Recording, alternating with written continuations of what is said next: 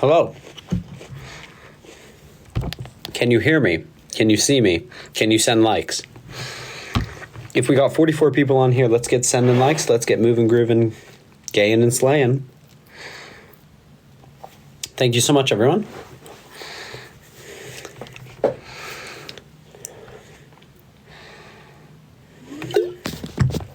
Let's get moving. Thank you so much to the 77 people on here. I'm a little tired, so the Zionists may have a chance tonight.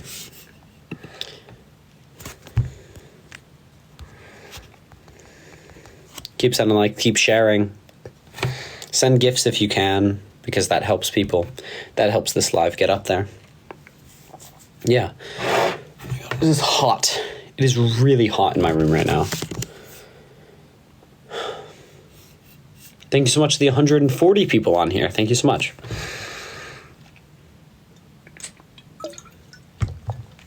Guest requests are on. Send a guest request if you want to disagree with any of these topics above here. Thank you, Adam. Am I happy that Israel finished top 5 in Eurovision? I'm not happy that they were allowed to compete in the first place. They shouldn't have been able to compete in the first place. So, y'all ever hear Europapa?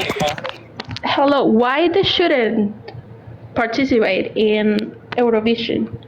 For the same reason Russia was barred from participating in Eurovision. Like, are you jealous? They're in Eurovision? National law. Like, what does it matter? Are you jealous that they are in Eurovision? I mean, I live in the UK, so, I mean, the UK was also in Eurovision. I'm not jealous. I don't think they should have been. For the same reason, because it would bring disgrace to the EBU, just like the EBU said that bringing Russia into the Eurovision would bring disgrace to the EBU. I think it's a double standard. I think it's a gross double standard. Why do you care? Why do I care? Because I care that the regime that is unaliving thousands of Palestinians is getting legitimized by the EBU, which is coming out of funding from the UK and from other European nations. And thereby, the European nations are legitimizing the despicable regime of Israel. And what is wrong with that? Well, the regime of Israel doesn't deserve the legitimization when it is committing despicable acts against Palestinians. Are you asking what's wrong with the horrendous acts against Palestinians? Is that your question? They look for it. They want it. You saw what happened the 7th of October and before. Don't you think they deserve a little peace instead of having a group that is there burning and wanting to end with them? I agree that the Palestinians deserve peace and don't deserve to have a highly... Israel. Ah, there we are. Interesting. Because the Palestinians absolutely deserve that as well. But Israel has been consistent. What Palestinians? Who is the leader of the Palestinians? What is the culture of the Palestinians? When they were born, of the culture. What make them unique? Do you Lola? Do you not like the PLO? I don't know. You should tell me. Do you know? I would be more than interested. I would be more than happy that you tell me your version. I'd love to know what you think the PLO is, because they're the rightful representatives of the Palestinians and the controllers of the West Bank, which house a majority. Oh my God, criminals are not real representation. Do you know who the PLO are? Are not real representations. Do you know who the PLO are? Do you know? For real? I do. Okay, Lola, okay, what tell me. What does PLO stand for? Tell me you. Are you unable? Okay. What state is the PLO under? Palestinian. Palestinian what? There's a state organization that they work under. Yes, terrorist. You think that the PA is a terrorist organization? Kind of. Okay, Lola, you don't know actually anything related to this conflict. If you're saying that the representatives of all Palestinians is the H group, you simply don't know anything about the political process of Palestine, or anything regarding these territories, or are worth speaking to in any way, shape, or form. Why are you on here if you don't even know the most basic fact?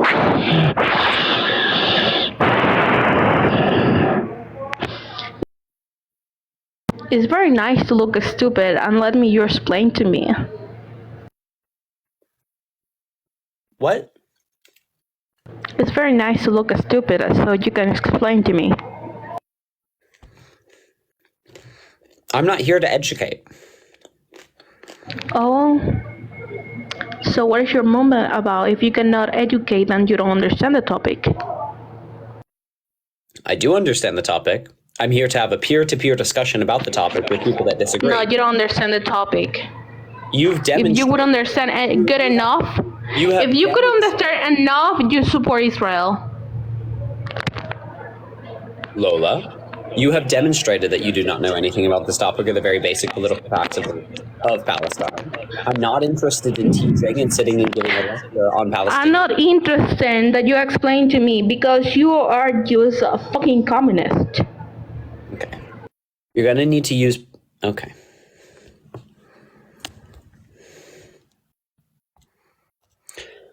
Well, that was fun. 7 likes, everyone. And let's get moving. We got another one. Deborah. I am a communist, by the way, everyone. So, not an... But hello, why you're a communist? I'm a communist because, like, I agree, like, with the fundamental tenets of communism. Okay. Did you ever been in a communist country? No one's ever been in a communist country. Communist countries are, like, antithetical to communism. Mm-hmm. That's like saying if I've ever been in a democratic kingdom. Well, what? I am actually a Latina, and then you should basically be coming to Florida, and we can show you what communists destroyed Cuba and what is the reason why a lot of people escape Cuba and Venezuela and come into America to have a better future. Didn't Cuba only fall following the American sanctions and like active destruction? No. Didn't Venezuela No. You're totally wrong. Actually, you're trying. You know something. You're very uneducated to somebody who actually comes from South America, understands the regime, and then you basically try to argue with somebody who tries to escape from the regime and then knows how basically believes in the regime, and then knows exactly how it works, and then you want to basically wants to be right on what you say just because you wanted to have the right thing. You know what? I don't know what you're doing in America. You need to take your stuff and leave out. Move out from this country. You don't basically accept a democratic country. You don't like this country. Go back and move to Cuba. 1 second, Deborah. Deborah, where do you think I live? You live in America, probably. That's why you're acting that way, because you're basically a spoiled kid that has no idea what you're basically talking about. Hey, chat, could you tell them where I live?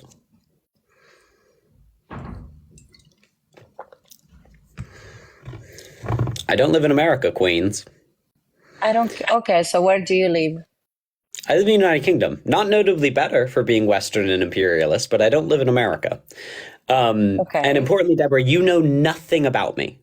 So for you to make personal insults about me based on a flagrantly false premise is conceding the whole argument. So you basically live in a Western country when you have a democratic. Let's not. You're talking to somebody. You're talking to somebody who escaped the regime, who actually you never. So you basically. I know nothing. Oh, this is lovely. I know nothing about you. You will be kicked off if you're unable to have a civil discussion with me. No, because. And if you're only able. This is a dictatorship. If you're only able to engage in personal attacks with me, then there's no point in talking to you, Deborah.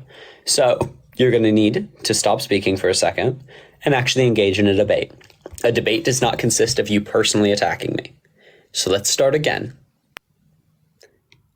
Now you can try. Okay, I just think that you basically want to live in a dictator stuff, like exactly like regime of Cuba and Venezuela. You don't have no idea what you're talking about. You actually live in a Western country with Deborah, Western do you know laws. what it means to not make a personal attack? Well, and do you understand what basically knows how to live in under the regime of a communist country? You don't know what it is. So that's why you follow those T groups, correct? Because you Deborah, like and admire T groups. Deborah, what T group do I support? Well, apparently you support Al Qaeda, Hezbollah, you support H group, you support Hamas. You probably do. I do not support any of those. Well, because my country and actually in South America, they do support them. And actually, it's funny because they're communist countries: Venezuela, Cuba, Bolivia. I've openly condemned all of those organizations. This is why, Deborah, I want to speak to you person to person. I don't want you to make shit up about me, lie about me, and then insult me by those lies. Okay. So why you do the same thing to Israel? Deborah. I'm asking you. Deborah? Yes? Anything. How old are you, Deborah? I am basically 37 years old. So you surely know how to have a discussion where one person talks and then the other person talks, and we we don't personally attack each other when we don't know anything about each other. Yes, I do, but I don't understand if you don't basically agree with that. Why do you do the same thing to Israel? But you can understand conceptually that people disagree with you without them personally attacking and insulting you. Okay. So you understand that. Yeah, so let's I understand. act on that understanding. I don't know if you understand that. Deborah? Yes. You don't have to know why I disagree with you yet to be able to engage with me person to person. So this is how you're engaging with this argument currently is how children engage with arguments. They only engage with emotions and feelings and reactions. I need you to engage with like a prefrontal cortex. So what have I said about Israel that you disagree with? Or what do you want to talk about with Israel that you think I will disagree with?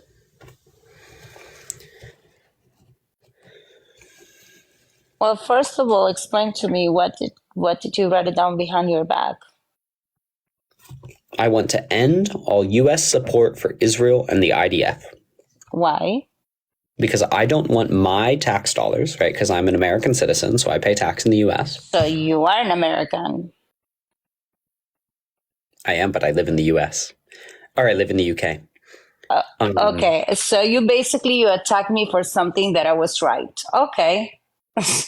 That was kind of like, I don't get you. You basically, all right, keep going. So you're an American. All right, keep going.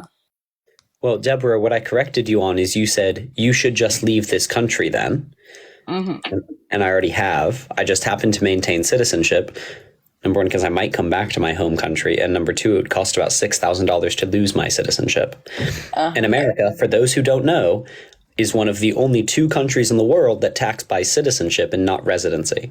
So once again, this is a weird hill to die on, Deborah.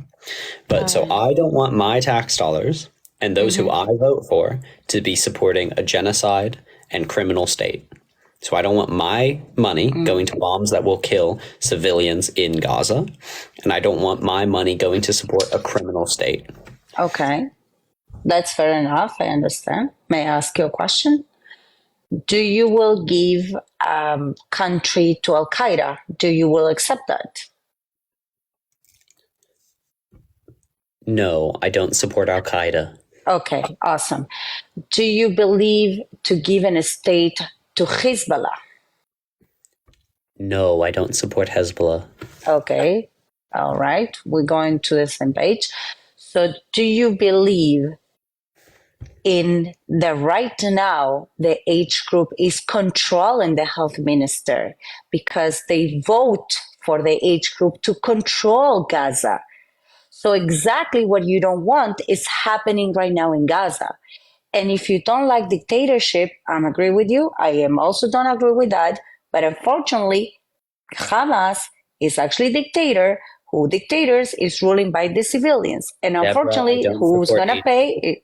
So how do Israel is paying the price for actually the job that Hamas is doing it? No, the H group is... You answered to me. Okay, you answered to me. Let me stop you right there. Let me understand you. I didn't say anything. Yes, you did. You say you don't support Hamas, but Hamas is the control of the health minister and it's controlling of Gaza. So who's control the citizens? Who controls the citizens, Amor? Who controls the citizens are the Hamas.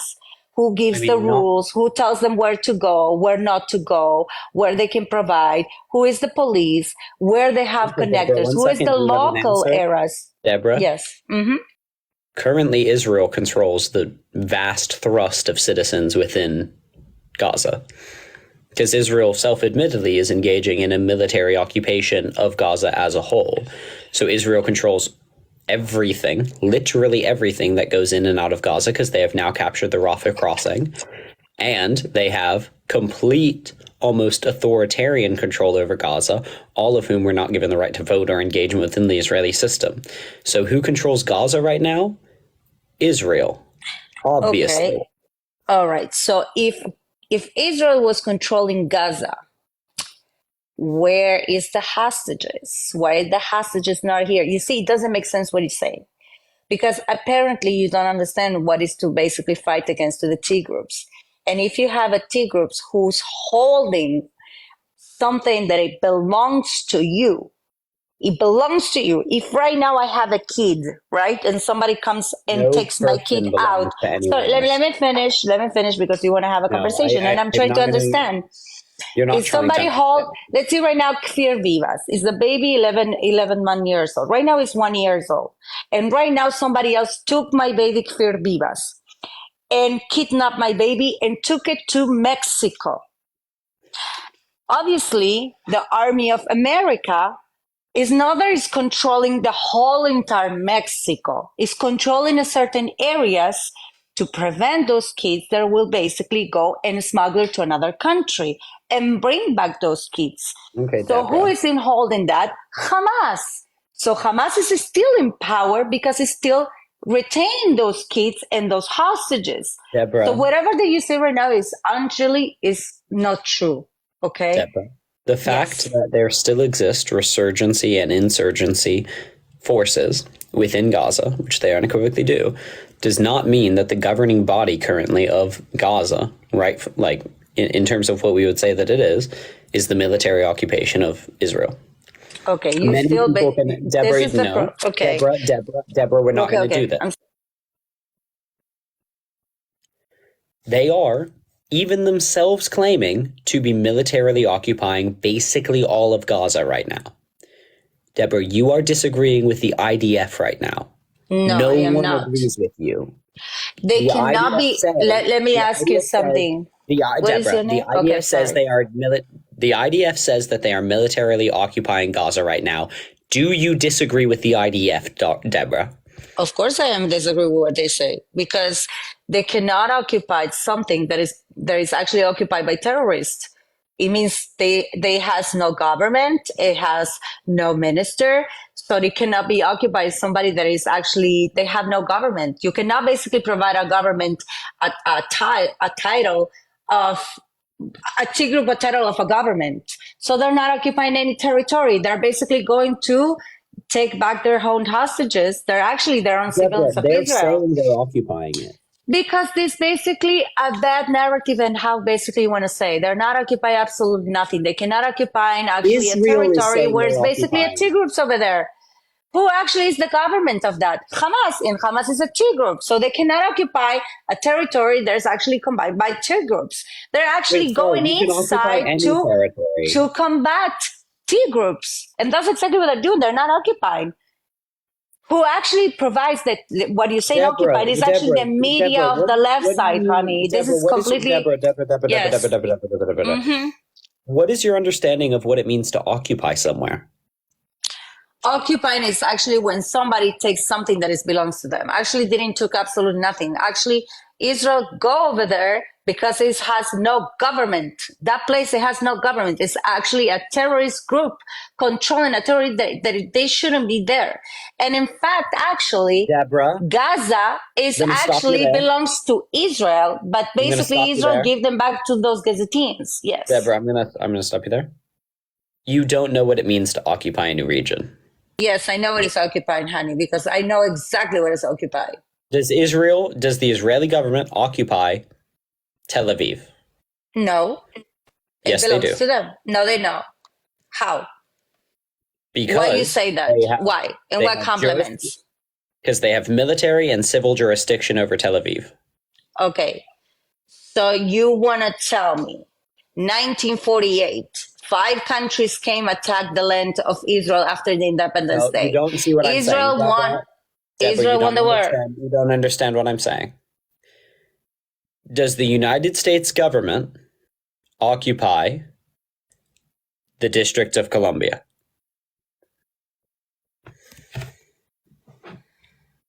First of all, no. Let me explain you a little bit. You don't know what it means to occupy somewhere. Yes, I know exactly what you want to say. You want to tell me Syria, Lebanon, Jordan, Egypt sends a war to Israel. Israel by himself won 5 countries. 5 countries, they won all of them, and it was no country named Palestine. In 1967, they did exactly the same thing. So we have 5 countries attacking Israel, and in actually 6 days, Israel controlled the territory. This is not Mexico chanting from Portland, Oregon Grande, and from Rio Grande, Rio Bravo, let's go and liberate Mexico. It doesn't work that way. You throw a war. You throw a war, and then you lost it. That territory belongs to Israel. If Deborah, Jordan, do you believe that winning territory in war gives you the right to it? Yes, of course. Israel doesn't. First of all, so you basically saying according to them signing. You say it's okay to analyze. Deborah. This rant, I know that it's pre-prepared. It's a waste of everyone's time. According to Israel, when they signed the UN Accords, right, and the international recognition of human rights, they gave up the right to any land taken in conquest. That is the ultimate point of the UN Accords and joining the UN. I am a native from Argentina. It was a recognition that winning anything in war, following signing that, gave up any right to anything won in war. So first of all, you saying to analyze Jewish people is okay because they have the right. So Egypt has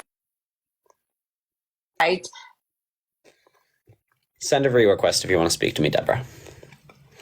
Absolutely not. No one has any right to suggest that that's anything what I said.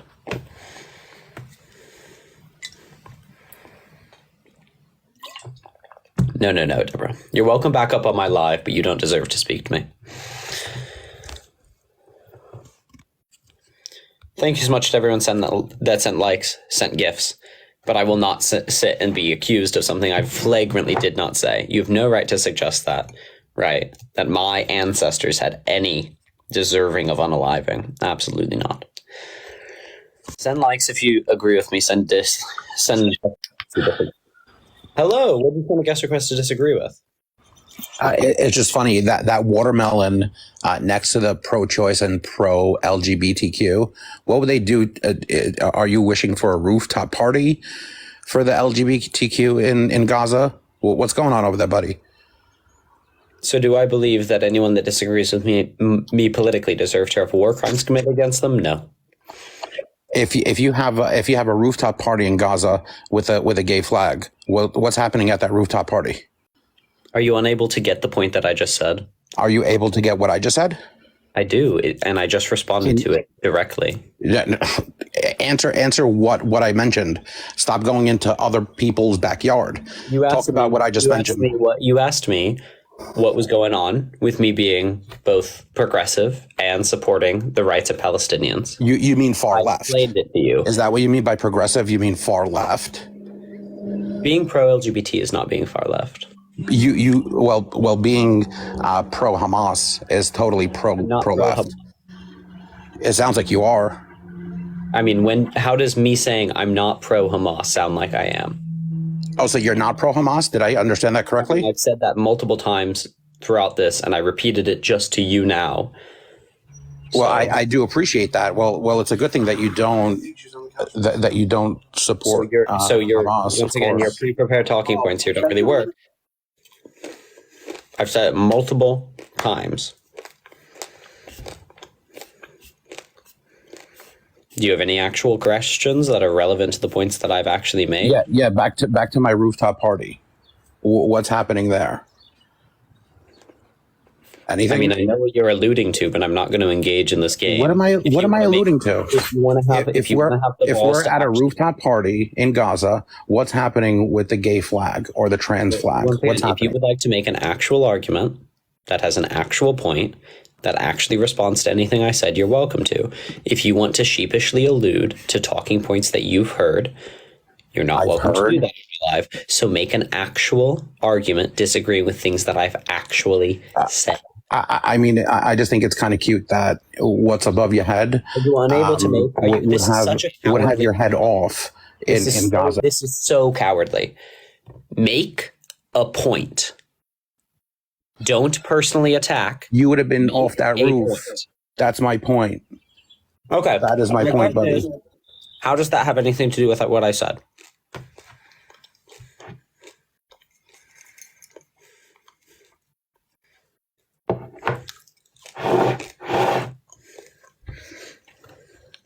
Man ran, and that's unfortunate, isn't it?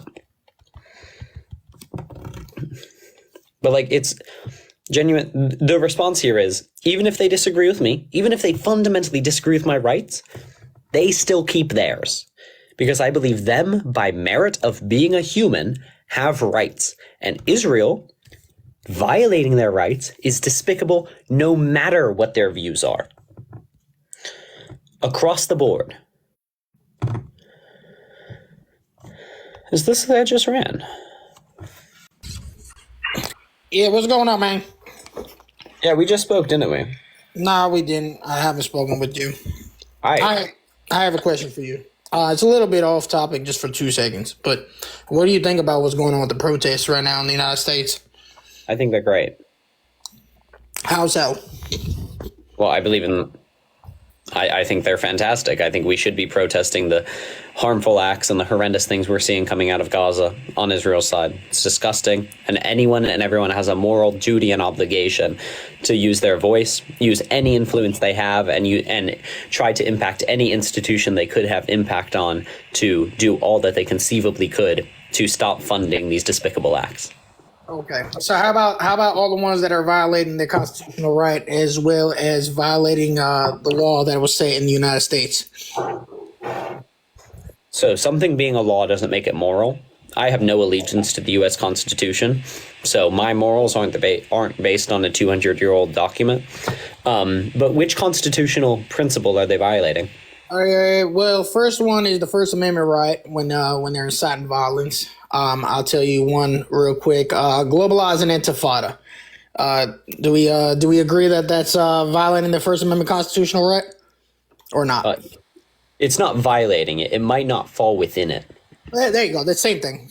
It's distinctly not. Okay. Well, we'll keep it kosher for now. So when it comes down to it, you're just categorically wrong. Those two things are different. Does it not fall under the First Amendment constitutional right? It might not. I would love to see what the case law on this is. Generally, it's considered two because it's not specific and urgent. And so you can actually call for violence. You just can't call for imminent danger. So that's not imminent danger. Unless it was like within context, and within context, most language could be. But I could see how that could be, in certain contexts, imminent danger that would fall outside of protection of the First Amendment, but it doesn't universally. Just like basically any language. Basically zero language falls completely outside of the gambit of the First Amendment. Because the bar for falling within the First Amendment is if it causes immediate, imminent danger to an identifiable group, right? So. Okay. So how about the individuals that were barricading themselves inside the schools and stuff like that, and not letting these Jewish kids get into the classes? I don't know of a single instance that they actually singled out Jewish kids, because by and large, at least at my university, and basically every university that I've seen, a huge portion of these encampments are run by Jewish and Arab student leaders. So it's a cross-confessional, cross-faith effort. What they've done is they've actually offered for everyone across all faiths to join. There are basically no instances of Jewish people being singled out. But I mean, in the hypothetical case that they did, and if you could ever show me a single case where they did specifically single out a Jewish person because they were Jewish and stop them from going in, then I would condemn that. Absolutely. I don't support any anti-Semitism. I think there's absolutely no evidence of that, and I haven't been shown it. I've actually seen the exact opposite. The only anti-Semitism I've seen is from the pro-Israeli side. So okay, so when you stopping kids from going to classes, is that allowed on school campus? In general, let's just call it generality of it. Let's not just talk about Jews in general, just in generality. Are you allowed to stop kids from going to classes? It might break some campus policies, but once again, my morals aren't determined by campus policies. So I don't really care if I break campus policies if, my right to protest morally supersedes it. Or how about vandalizing school property? How about breaking desks, barricading themselves inside an area that they're not allowed to be in? Stuff like that. Is that not committing crimes at all? Once again, my morals aren't based on whether something's a crime. My morals are not based on whether something is illegal. And so if it is committing a crime, okay. The civil rights movement, many people within the civil rights movement committed crimes. Doesn't mean that they weren't right overall. Almost every single movement that has ever had any efficiency in this horrendous system and within this country have broken some form, fashion, or crime. There's a reason it's a crime. And there's a reason the status quo is what the status quo is. So I'm not that bothered. Okay, so you're okay with those individuals going to jail for the crimes they committed. They're okay with that. You're okay with it. Once again, Chef, it's not what I said. That's not what you asked. If you want to ask, that's the question I'm asking you. Are you okay with them going into jail right now for the crimes that they have committed? No, I support actually very few people ever going into jail in the first place. So, okay, no. Even if they break the letter of the law. No, because I don't agree with every law.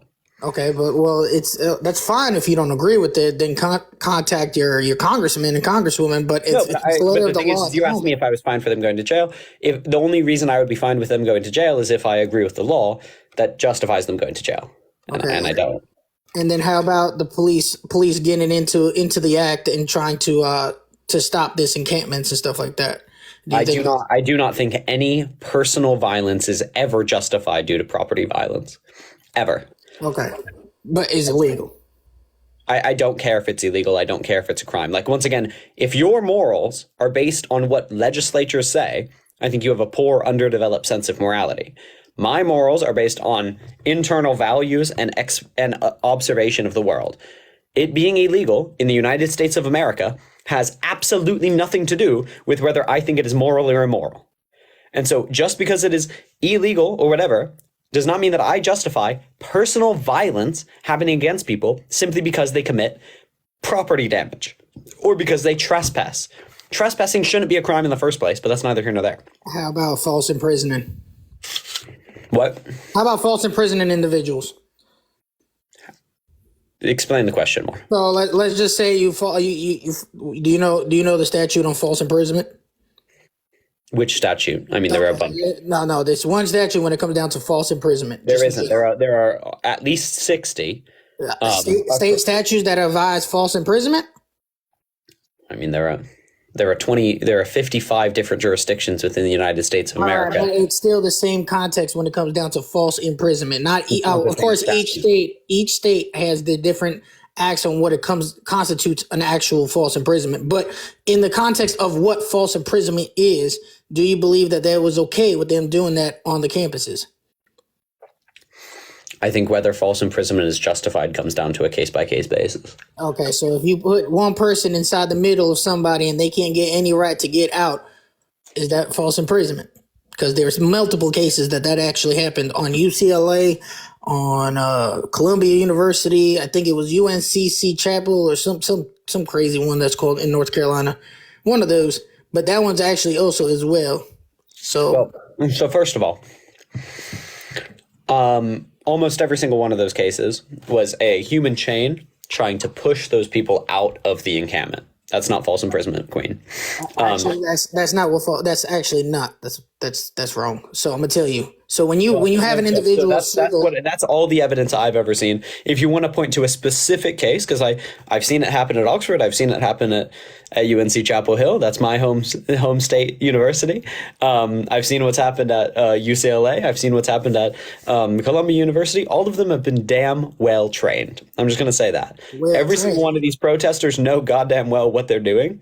If you want to point to me, if they know what they're doing, how they get locked up. So my confusion here is every protester I've ever heard of, spoken to, know at all anything about this ever, read online, anything, they have no reason to encircle a Zionist. The whole de-escalation training that anyone would have ever gone through is to want to encircle them so that they do not engage with and do not de-escalation training. Mm-hmm. What is this, a cult that they have training about exactly what they're supposed to be doing? Yeah, so when you're protesting, you need to know the rules and best practices to prevent harm against people, because it's not self-evident. Because maybe you're not, I'm a human, and when someone's threatening me and shouting vitriol at me, like does happen at these places, I don't always immediately react in the best way. But if I've been trained and been prepared about how to react, about what's best to do, and about how to organize properly, then we can cause the lowest amount of contact and the lowest amount of undue bad engagement. So yes, there is widespread de-escalation training that a huge amount of protesters go through, because we really care, or at least not we, but protesters, my generation as a whole, really care about causing less violence. So Chef, what I'd love to see is a single case where you're actually talking. I'd love to see it, right? I don't doubt that it maybe does exist, but I'd love to see it because I've never seen it. Sure, I'll send you the videos. I'll DM you the videos. Okay, until you send me them, there's nothing really to debate. Okay, so there's no false imprisonment that's happening. That's what you're trying to state. I've seen no evidence for it. Yes. Okay. All right. That's fine. I'll send you it. No problem. How about charges of aggravated assault as well? I haven't seen a single case of convicted aggravated assault. Well, nobody's convicted as of yet because it just happened. Like it takes time to go. But I'm saying getting arrested for aggravated assault. What specific instance are you talking about? The one with the paddle board when he come. I think it was where he came and almost beat the hell out of this Jewish kid because he had a paddle board in his hand and he didn't like what the Jewish kid was saying, and he said that where was it? It was where was it? It's foreign. It's crap. What's that school called? USF. There you go, USF.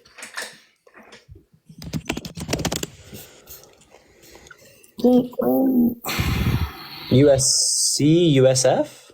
USF. I think it's University of South Florida. I think I got the pictures of their thingies real quick. If you don't mind me putting it up here real quick. Encampment. What should I look up? USF encampment. These guys right here. These guys that got arrested. Okay, yeah. Pull that down. And then US encampment. USF. Just USF when they got gassed. Okay. UC Riverside. I don't see any USF stuff on here. That's crazy. Just put in USF gas and I promise you'll pop up. USF what? Just put gas. GAS. USF gas. Yeah, it should pop up. Gas. Everything that happened. Oh, USF deploy tear gas. Yeah, that stuff. So if you look into the context and why they deployed the tear gas, they'll show you. Okay. So I'll just pull up the Reddit. After unlawful assembly declared. So this had nothing to do with aggravated assault. No. So there's different times that were in there. Yeah, keep looking. If I wasn't driving right now, I promise you I'd show it to you. Oh, you're driving? Yes, sir. I will try and find this. Protests in support of Palestine turned into chaos at University of South Florida. Protesters reportedly dispersed from campus, and 10 people were arrested after law enforcement declared an unlawful assembly. Police said students lined up with umbrella and wood shields as well as signs supporting the people of Palestine. The university reported that 75 to 100 protesters took part in the demonstration. It's unclear how many arrests were students. Right to free speech. Let's see. Assault. Nope, nothing said about assault in this one. Let's see if Tampa Bay Times assault. Accept all. Nope, nothing said about assault in this one. It doesn't seem aggravated assault happened. But yeah. Oh my god, guys, it's Christian Praise House. Guys, I didn't know they did anything anymore. Yeah, I don't see. Anyway, keep sending likes, keep sharing, keep slaying. Anyone know Christian Praise House? I've talked to Christian Praise House for like ever.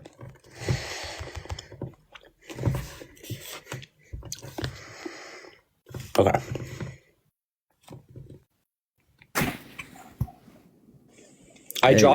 Can't drive while you're on live, everyone. That's like a well-known TikTok rule. Anyway.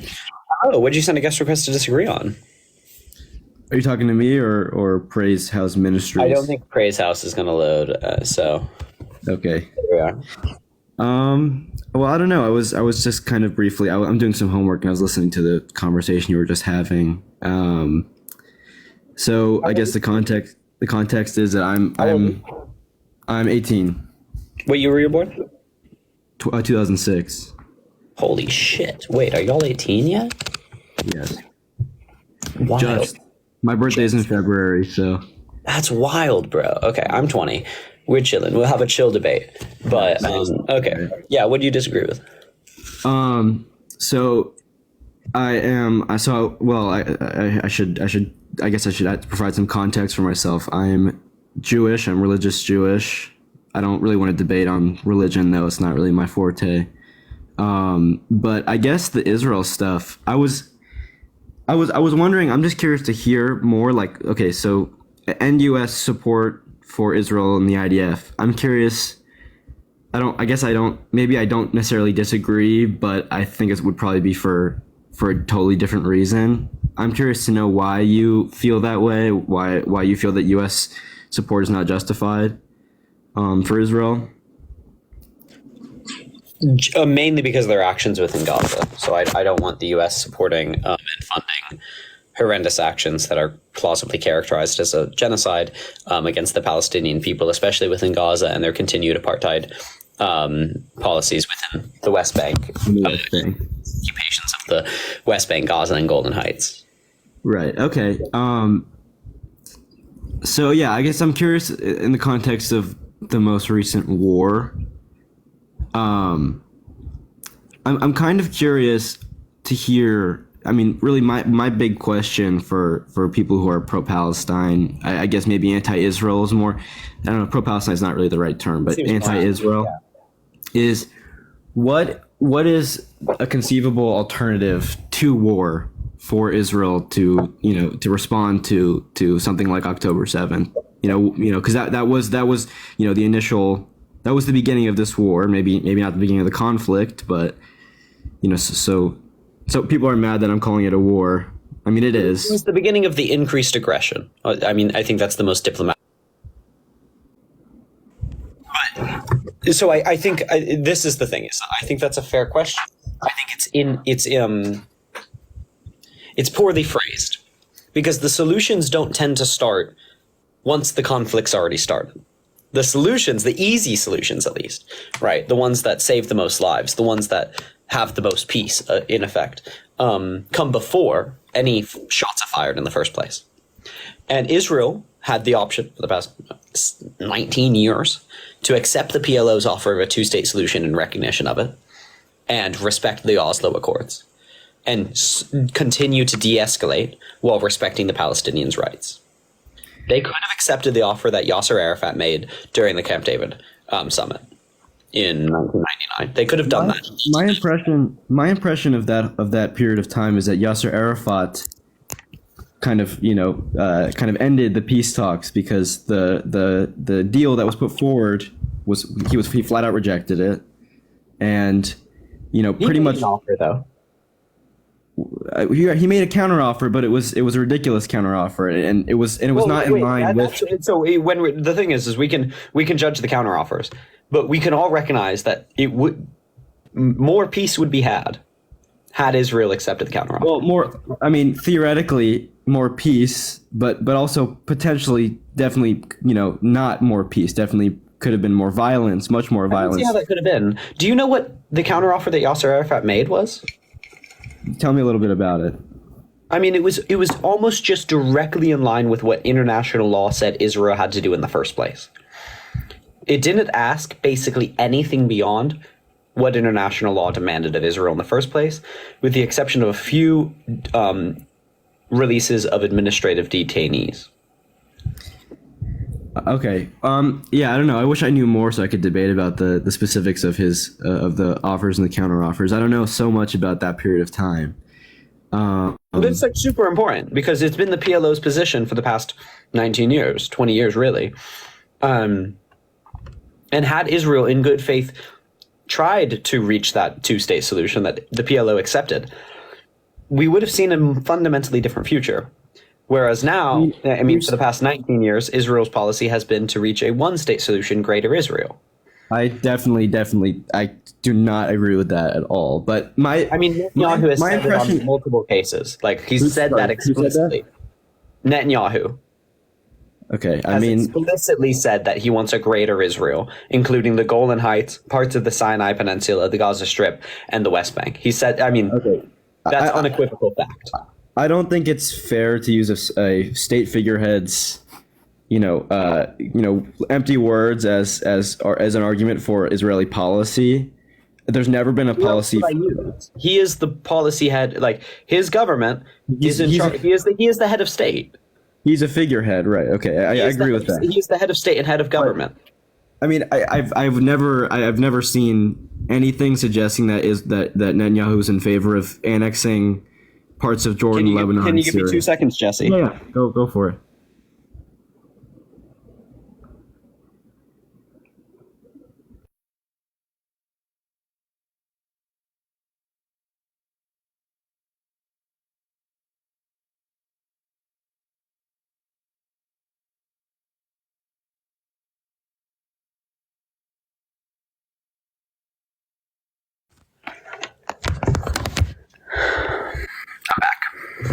Nice. So that's his, and I don't know if you can see that little blue blob, but that's what he labeled as Israel. Would you mind if I just pull that article up really quick? Let me see. That's the map that he used. Let me see. Sorry, can you? I'm just trying to. Sorry. Here. Netanyahu shows new map. Okay. Let's see. Sorry, let me just double check this. I'm very curious. No problem. Sorry, I'm having internet connection issues. Okay, hold on.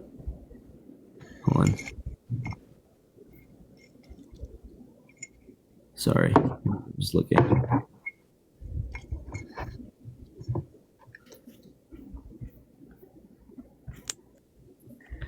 Okay. This is the context that I'm scrolling down a little bit in the article. It says Netanyahu used the maps in an attempt to illustrate the increasing number of Arab countries normalizing relations with Israel under the Abraham Accords brokered by the administration of former President Donald Trump. It says there's no question. He's quoted as saying, "There's no question the Abraham Accords heralded the dawn of a new age of peace. But I believe that we are at the cusp of an even more dramatic breakthrough and historical peace between Israel and Saudi Arabia. Peace between Israel and Saudi Arabia will truly create a new Middle East." So I think that's the context of the map that I do not. I think it would be international news, and I would have heard about it if Netanyahu came out in favor of a Greater Israel. Because it's been the official government policy to not recognize the state of Palestine. Okay. To not recognize the state of Palestine, which is not international, to claim all of that territory. There is no state of Palestine. There's an effective state of Palestine. There's a government, but there's no state. That's just a simple fact. Israel claims that whole entire blue blob as sovereign territory. So just if you read the context of the article you showed me, none of that context counteracts the point, because the article is not about what Israel claims as sovereign territory, because it is a given. That is the state map of Israel. You can't that just is the say map that Israel uses. No.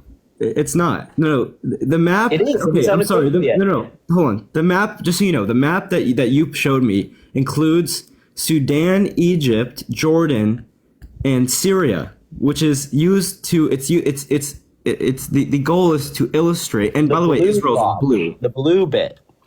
Blue, right there. Yes. Right. There. There's right. There's that. That's not Greater Israel. Greater Israel includes parts of Jordan, Lebanon. It's not. That's. I don't know. I don't know what your point is with this map. That's Greater Israel is a far right. It's a far right settler ideology. Israel. That is the current recognized Israel that Netanyahu, at least right now, believes himself to have won, which does not recognize the Gaza Strip or the West Bank or Golan Heights as anything other than Israel. Those three occupied territories are recognized as parts of sovereign Israel. That is why, according to the Netanyahu government, Jerusalem is the capital of Israel. I'm directly in violation of the 1948 partition plan. I'm nitpicking here because just one thing: the Greater Israel ideology has nothing to do with this map that shows the Palestinian territories included in blue. Because of course it's a territorial dispute. Of course, Israel believes that Israel doesn't recognize Palestine. That's not a novel idea, and so does neither does half the world, because there is no Palestinian state. There's no Palestinian nation. I'm sorry, that's categorically incorrect. Not half the world doesn't recognize. Actually, there are very few countries that don't recognize the Palestinian territories. No, maybe Palestinian territories. Right, Palestinian territories, but I'm saying a Palestinian nation. I'm saying an independent Palestine. Okay. Well, you're saying a Palestinian state, and I'm nitpicking, but there is no Palestinian state. You are nitpicking, but you're nitpicking incorrectly. Are you saying there is a Palestinian state? Because that's the no. I said state, but that wasn't integral to the point I was making. Israel doesn't even recognize the sovereignty of the Palestinian territories, and that was the point in the first place. Is Israel's not interested in a two-state solution? No, I think this is very clear. They're not interested in a two-state solution.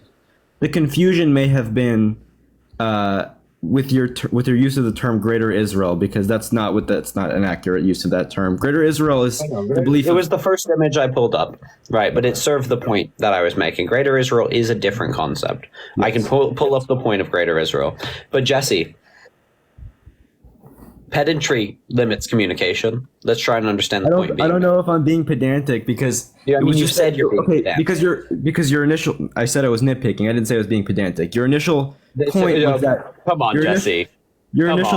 Come on. Are we really going to say I said I was nitpicking? I didn't say I was being pedantic. That might be nitpicking, like the definition of pedantry. You're correct that pedantry limits communication, but I'm also a believer in words having meaning. Nitpicking also limits communication. They're all the same thing. Like that is like the peak. Like I'm such a pedant. Like I don't know if you know me, but I'm such a pedant. And that is like some of the highest level pedantry I've ever seen. Well, maybe we should be friends. I wasn't nitpicking. I wasn't being pedantic. I was engaging in pedantry. So okay. That's insane. Really quick. The reason I said that was because your initial claim was that Netanyahu supports Greater Israel. So that was my confusion. Greater Israel is a belief among right-wing settlers and the illegal settlers who settle in illegal settlements. That's the belief of what they're called is hilltop. What are they called? Like hilltop. Yeah, but it was secondary to the point. You're not confused. That was your point. You're not confused. You disagree. I've cleared up the disagreement such that it's really irrelevant. If you want to restate it, you're fine too. But my point is that when you said what could they have done to respond to October 7th, I think the correct answer is what could we do to achieve peace, right? And Israel could have recognized a two-state solution. They do not. But this is my issue, because Israel could have recognized a two-state solution, but Yasser Arafat. Recognized a two-state solution. And Israel did too. Israel had a deal on the table during the campaign. But theirs was criminal and Yasser Arafat's wasn't. there's no criminal by what standards? By international law standards. By international standards, the PLO is a terrorist organization. And by international standards, the IDF was a terrorist organization. But the point is one offer. That's not true. I'm just saying. I'm saying. Sorry, it is true. The Irgun and the Haganah, which constituted the origin of the IDF, were in fact terrorist organizations. According to about 50 member states of the UN, the IDF is recognized as a terrorist organization. I don't think there's an international standard for what a terrorist organization is. Right. But second of all, Jesse, that is the definition of a whataboutism, right? I'm saying that we should, when we say this side was wrong for not accepting this deal, the reason they are wrong is when the deal is non-criminal and the other deal that they counteroffer is a criminal deal. Here's my impression of the Camp David. Wait, you admitted you don't know it. This is a weird argument to go down. What I said was, if you say you don't know enough to comment, don't comment. Let me be pedantic. No, I don't. I'm not going to. Okay. If you don't know shit about the Accords, don't speak on them. That was facetious. That was facetious. But my point is, I don't know the details of about the offers and counteroffers between Israel and Yasser Arafat. My impression of the Camp David Accords is that neither side really wanted to compromise, which is what it would have taken, and it fell apart. The recognition of Israel as a state was the Great Compromise. It is literally called the Great Compromise by the Palestinians. The PLO didn't recognize Israel until much more recently than the Camp David Accords. So well, fucking shit. Sorry. This is like, okay. Recognition of the state of Israel was the compromise. Israel wanted to maintain a criminal regime. The Palestinian representatives were not willing to allow them to continue a criminal regime. I just have a contention to that actual point. Are you saying that the Palestinians had a moral obligation to accept a criminal offer? They didn't have a moral obligation to do anything, but you're right. You're very right in saying that if they would have accepted it, there would have been peace. Just like if Israel would have accepted it, there would have been peace. Neither side accepted it. So my issue is how can you blame the lack of peace on Israel for not accepting the final? Because one was right in denying the offer, one was wrong. Okay, when I don't accept criminal behaviors against me because it'll prevent maybe a few further criminal behaviors, that is not me being right. That is what Palestine would have done. This is the thing, is we cannot hold to a standard saying, yeah, but look, this is equally true of if the PLO just ceased to exist and it was just brought into Israel, right? If the oppressed people just stopped fighting at all, there would also be less violence. This is nonsense, obviously. Allowing international crimes to continue to go unchecked is not the road to a peaceful and just world. And what you're saying is that there is some equivalency between Israel not accepting a offer that was literally requiring them to follow international law. That's what it was. In effect, there was very, very little divergence from almost the exact plan that the UN recommended to the PLO. And the PLO not accepting an offer that would constitute a continued, effectively apartheid regime and criminal regime within Israel and around it. There is no moral equivalency between these two. We can say that practically the PLO should have accepted it. And that is my position. I think practically Yasser Arafat probably should have accepted it. It would have been an intelligent move diplomatically. Right. But there is no moral equivalency between these things. And Israel will always take more blame when they have an exponentially higher moral burden because their offer was literally just to follow the law. I guess I should do more research on the offers and counteroffers. But I wasn't prepared going to this debate for that. So I'll just concede this for now. I guess I'm a little bit hesitant to blatantly or to flatly accept that Israel just more there's some axiomatic reason for Israel to accept all of the blame for. Not all, just the huge thrust of it. You said they're morally incomparable. You said there's no moral comparison between them. I said there's no moral equivalency. Okay, no, there's you put it in pretty clear terms that even though you think it was probably the right decision for Yasser Arafat. There's no moral equivalency. So the argument that you say, well, what about Palestine doesn't really work. Two people can have blame, But only if that blame is somewhat comparable in any way, shape, or form is a whataboutism at all relevant. These two blames were totally incomparable. I don't love Yasser Arafat. I'm not Yasser Arafat like Cuck. I'm not a fan of the PLO either.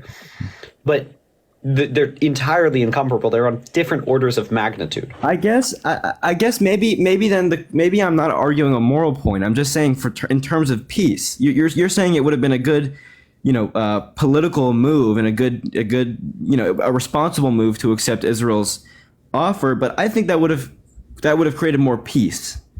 So I guess I'm cool. And I think the Israelis could have done about 10 million other things that would have created 10 times more peace. Right? Cool. Maybe so. But the whole thing is, it's almost entirely a moot point. Yes, the oppressed peoples could have done more to promote peace. But ultimately, that violence almost unilaterally was coming from the oppressor. And so when we're talking about what they could do to promote peace, the aggressors and aggravators and violence, for coming from the people who are doing the violence, it falls on them much more than it ever falls on anyone else. Are you saying practically, if I just lay down and take the beatings, there will be less? Okay, but that's an entirely moot point. That's definitely not what I'm saying. So But it's the strength of what you're saying. If you're saying only practically Palestine could have done more to prevent peace, it has no moral bearing. Because it doesn't tell you who's the aggressor, who's the aggressive, who's the oppressor, and who's the oppressive. I'm making a very simple point, which is I'm respecting your moral metric here, and it's what would create more peace. I agree, that's a good moral metric. No, I don't think that's moral metric. Okay, but that's one. So I'm respecting that for now. You're dishonest in suggesting that that's my moral metric. But if we go back to the beginning of this debate, I kind of remember you mentioning that what you believe is right in terms of the war would be for the promotion of peace beforehand, which in itself is kind of what I said was that in effect, practically, right, it's almost always easier. The easy, cheaper methods of promoting peace come before the war. Okay. It wasn't a should statement. It was like a descriptive statement. All right. So I guess maybe that's where I kind of am questioning it then, at this point, because my question was that practically they could have prevented this conflict. Are you disagreeing with that? Like pretty much always wars would be easier to stop beforehand diplomatically. This just feels like speculative history. You don't know. Maybe there's a world where Israel. There's a huge amount of evidence for this. Like every diplomatic engagement ever. There's theoretical evidence. There's hypothetical evidence, but there's no practical evidence because what happened was no other evidence that could be pushed. We can't do a double blind study on this. Right. We can't because it didn't happen. Any comment you would make in negation would have nothing to do. Engage with the hypotheticals, engage with the ideology, because there's no other way we can engage with the question. Right, but okay, I agree. I see what you're saying, absolutely. But I guess where I'm curious is, my initial question was, what is it? Basically, my question was, what's an alternative for Israel, a practical alternative to deal with October 7th, which I'm assuming we both agree was a pretty awful thing, pretty traumatizing thing for the Jewish people. Some parts of October 7th were disgusting. Parts? I mean, yeah, the legitimate attacks on military bases were at least comparably justified to Israel's attacks on age group bases. Well, yeah, okay. Okay. Parts of it, yes, parts of it were discussed. Yeah, parts. Some parts, most parts, but okay, right. So, and you answered my question of what's Israel's practical alternative other than war. You answered my question with, and which, by the way, it's funny that we're talking about the PLO when of course the resolutions put forward in Camp David. They did involve Gaza, but it's funny that we're talking about PLO when what I'm talking about right now is an attack by Hamas and which is a Palestinian population with separate interests to West Bank Palestinians. But that antagonized the PLO because they were actively disempowered and unsupported by the. So anyway, okay. So this is weird. Like, just I want to note a general retort.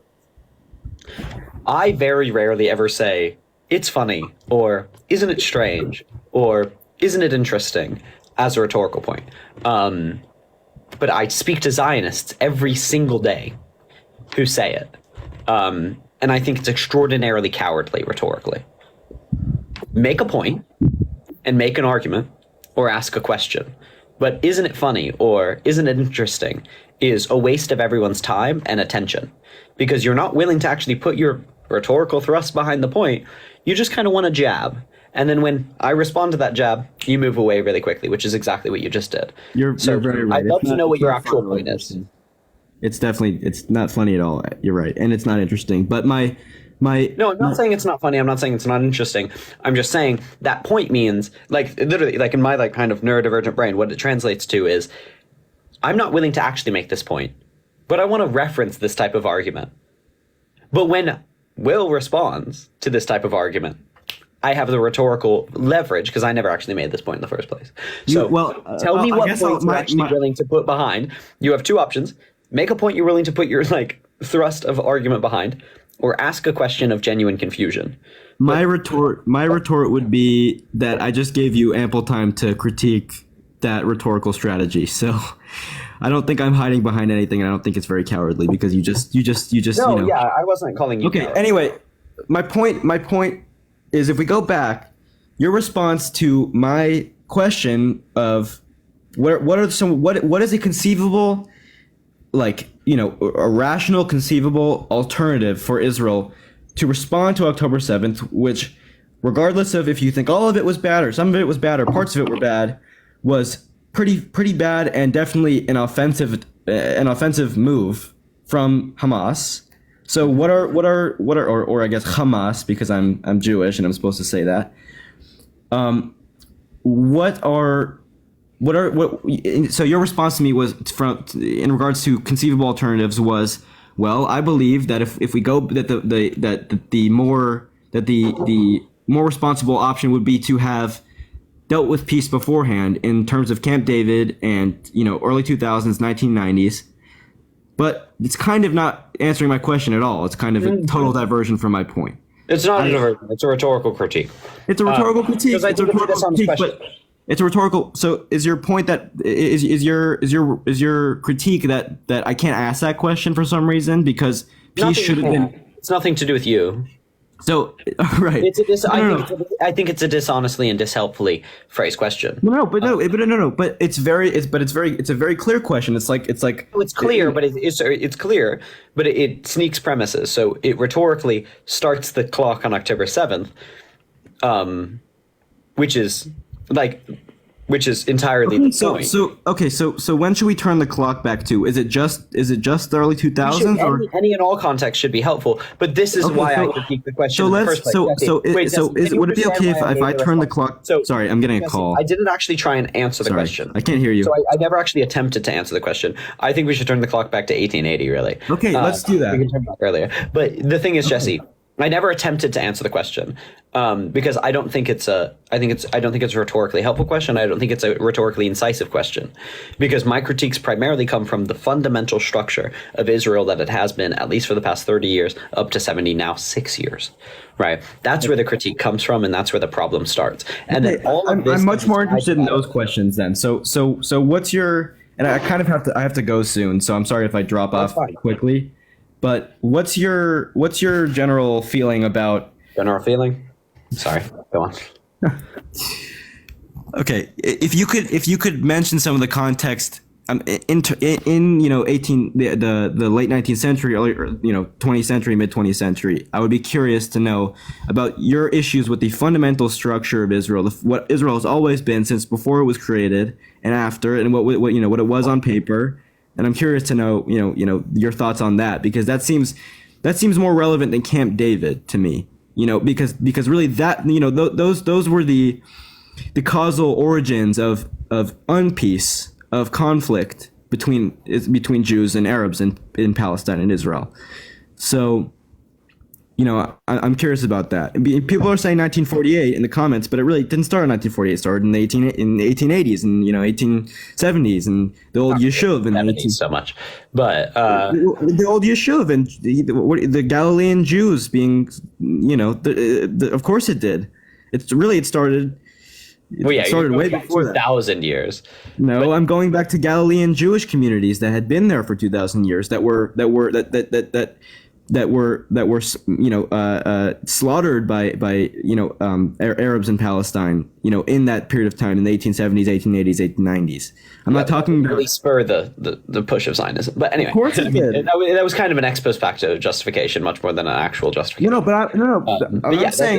saying in terms of the origins of unpeace, which is what we're talking about. Yeah. Why is there not peace? It goes all the way back because I personally know. I'll answer the question. Sorry.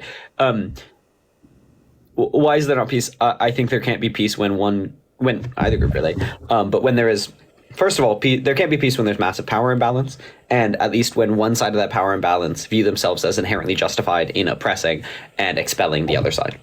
So you cannot have two groups coexist where there is a supremacist colonial thrust on one side, and on that same side is a huge amount of power and Western support. It just won't happen.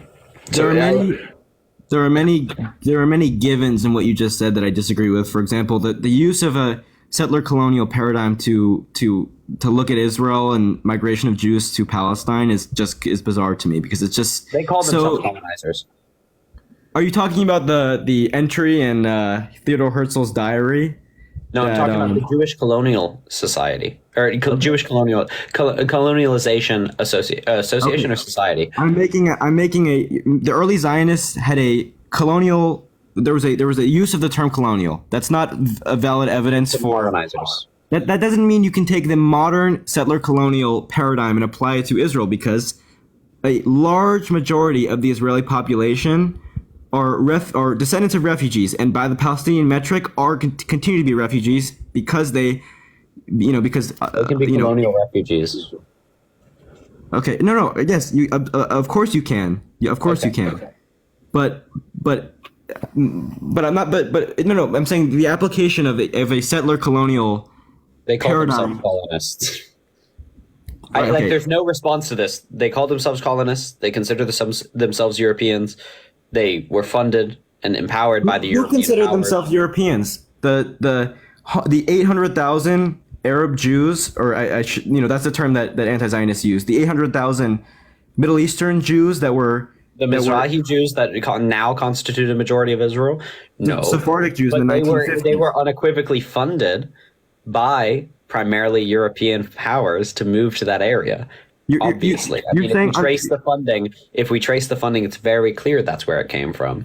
The Jewish Colonization Association, which I have, the Jewish Colonialization Association, funded thousands of Mizrahi Jews to move into the area for Zionist ends, and the Zionist project was written, conceived of, and supported by European powers, Western powers, and has been prejudicial towards, been beneficial towards, primarily European Jewish people.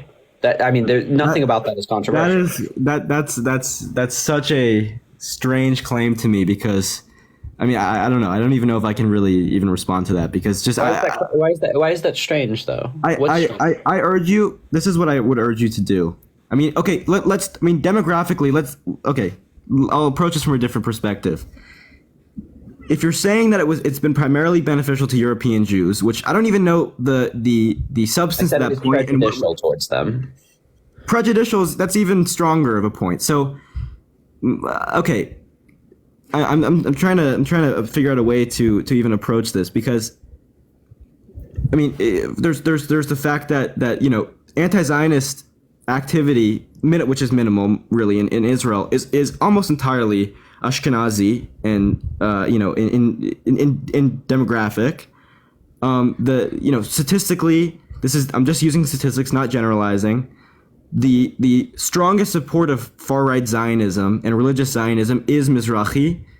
It's religious Zionism is almost entirely Mizrahi, and some of the fiercest Zionists, and this is more of a circumstantial point, but some of the fiercest Zionists are Ethiopian Jews and Jews from, African Jews.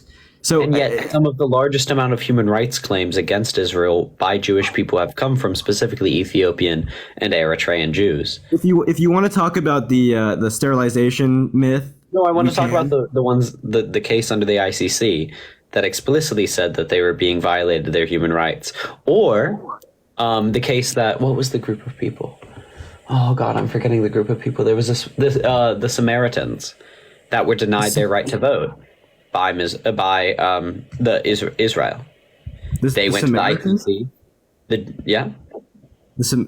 Okay. I mean, the Samaritans, in terms of Israeli society, Samaritans don't really have that much of a problem with Jews. There's not really conflict. Samaritans are Israeli for the most part. Make a human rights claim against Israel because they were being denied their right to vote. Okay, but you're saying that. Well, look at how Israel treated the Samaritans, but it's not. I'm saying how Israel treated the Ethiopian Jews, which the ICC also heard and called on Israel to stop. So, I mean, we can talk about the specific claims of sterilization. I'm aware that there's evidentiary uncertainty with the specific claims of sterilization. It's not evidentiary uncertainty. It's debunked. It's not evidentiary uncertainty. It's not.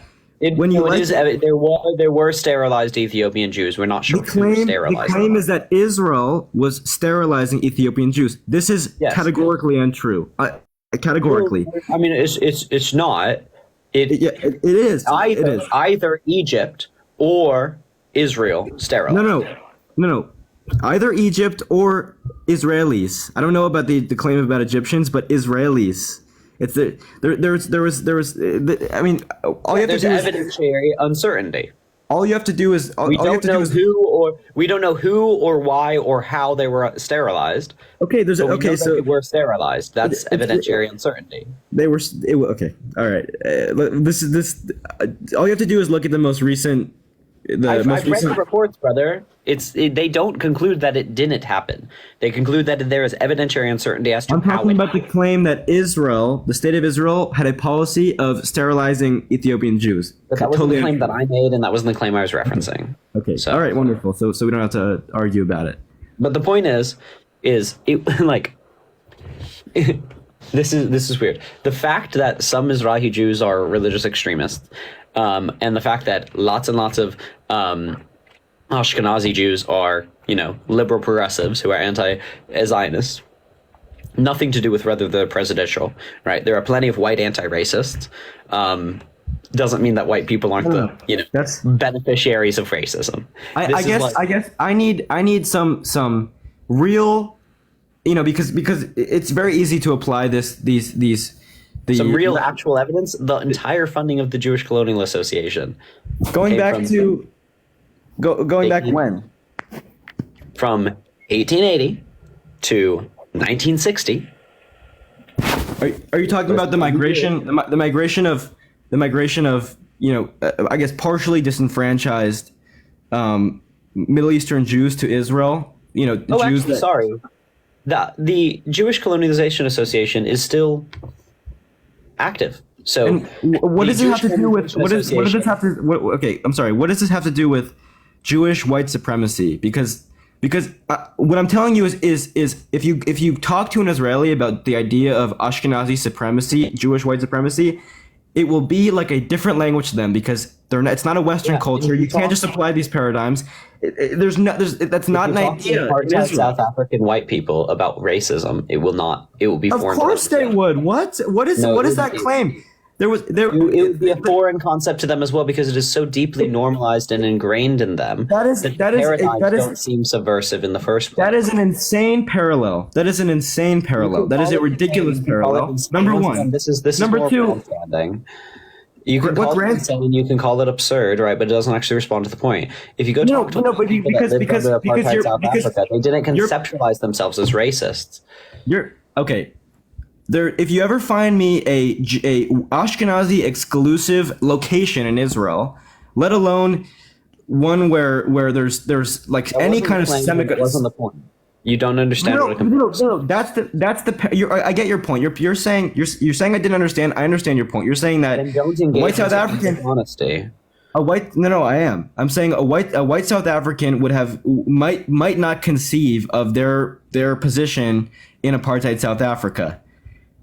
You'd be hard pressed to find someone that is not aware of their racial superiority in white supremacists. They wouldn't conceive themselves as racists. They wouldn't conceive themselves as oppressive colonizers. This has nothing to do with what I said, which was I need some clear evidence of systemic oppression. I pointed to it. I pointed to clear evidence, the funding of the Jewish Colonial Association, right, and explicit statements by Theodor Herzl and Chaim Weissman, right? They both said it. The statements by the Jewish Parliament, not Jewish Parliament. Sorry, no, Jesse. Sorry, if you want hard evidence, I'll give you fucking hard evidence. The statements by the British Parliament when they were supporting the Zionist colonial project, and the statements of the one Jewish parliamentarian at the time explicitly against it, calling it a white supremacist colonial organization, right? We can go through literally thousands of funding memorandums, discussions, and notes on this issue, right? The original, right, base Zionists in 1880, right, when we talk of Theodor Herzl, Chaim Weissman, etc., that supported the Zionist colonial project, they were white supremacists, like unequivocally. So if you want to say that this legacy of white supremacy that has infested the Zionist project has somehow diminished now that it doesn't matter, you can make that argument, but the original Zionists were unequivocally white supremacists, and they were supported by white supremacists. The reason America ended up supporting Israel in the 1960s was because of white supremacist and anti-Semitist aims. We've been very explicit about that. Right? Okay. All right. Sorry, Christian evangelicals have said explicitly that they want the second coming to happen and all Jews to either convert to Christianity or be taken down when the second coming happens. That's very clear. There is a huge amount of white what you call Gish Gallop.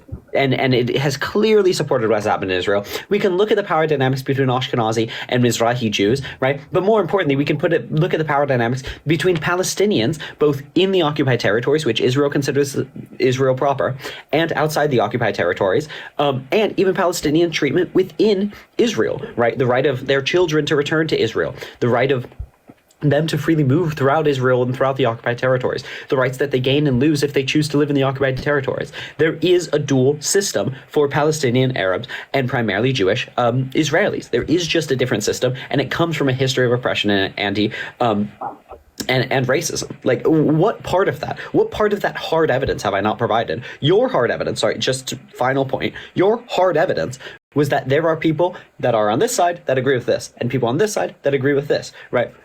That is nothing. And the reason I brought up a person conceptualizing themselves within apartheid South Africa is because people don't always conceptualize themselves as the oppressed or the oppressor, right? If you talk to a impoverished white person in America, you will get the most conservative person in the world, right? They are the most steady voting bloc for Republicans, despite categorically them materially benefiting the most from socialistic and progressive policies, because there are cultural and ideological boundaries that are affected this. People don't always see their material gain. People don't always see the larger system behind them. So I don't really give a shit who falls on what side of the political alley. By and large, people don't always vote for their benefits. So if you want to look at material and original ideologies of Zionists, take them at the fucking word. Okay.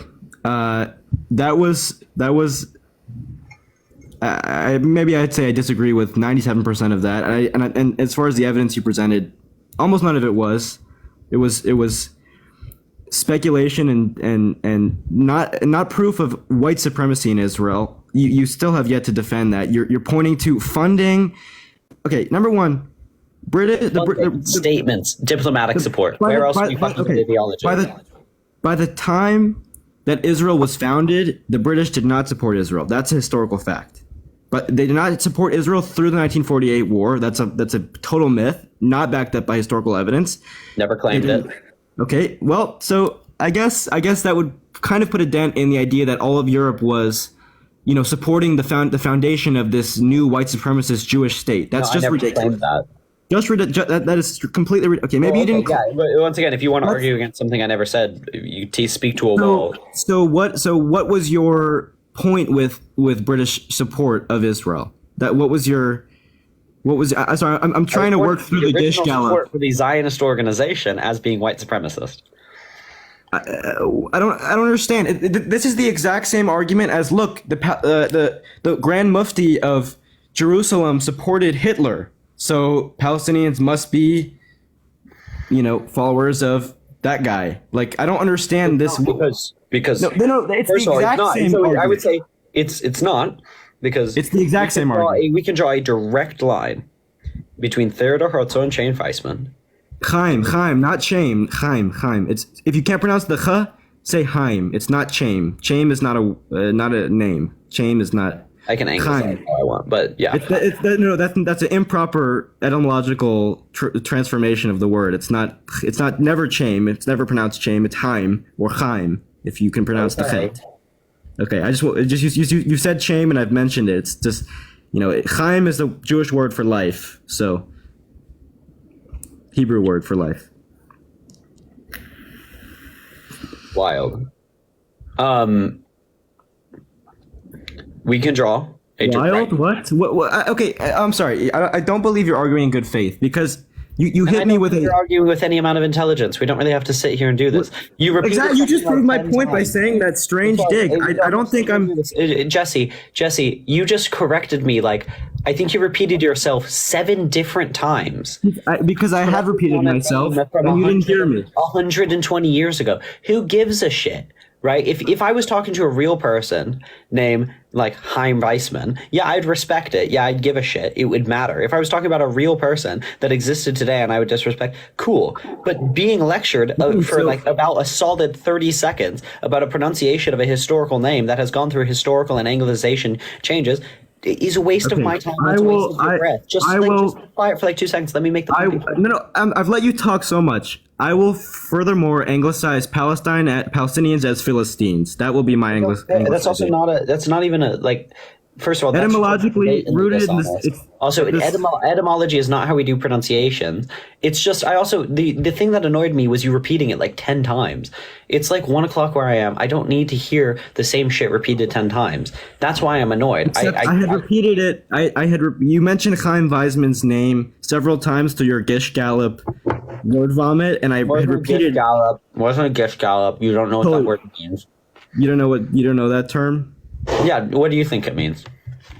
There was so much inaccuracy, and then you diverted from the point, which was you said what?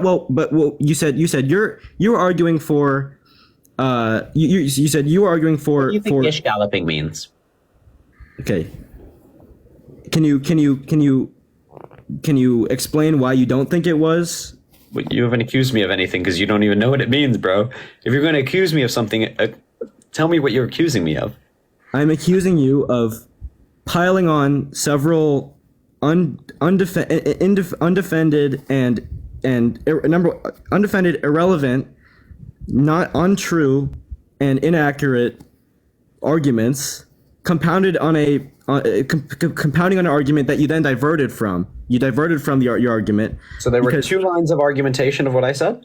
Number 1, here's the hard physical proof for white supremacy being the root of Zionism or the current Zionist movement. None of it was hard physical proof. And number 2, I provided a response to your so-called evidence that it was not. Those were 2 arguments. No, I will remind you. So you dumped a bunch of supposed evidence into this argument. None of it. I disagree with all of it. It's you all disagree. That doesn't wrong. make it. That doesn't make it a Gish Gallop. Okay, I'm not saying that it does. I'm saying that I believe it's factually incorrect. What made it a Gish Gallop?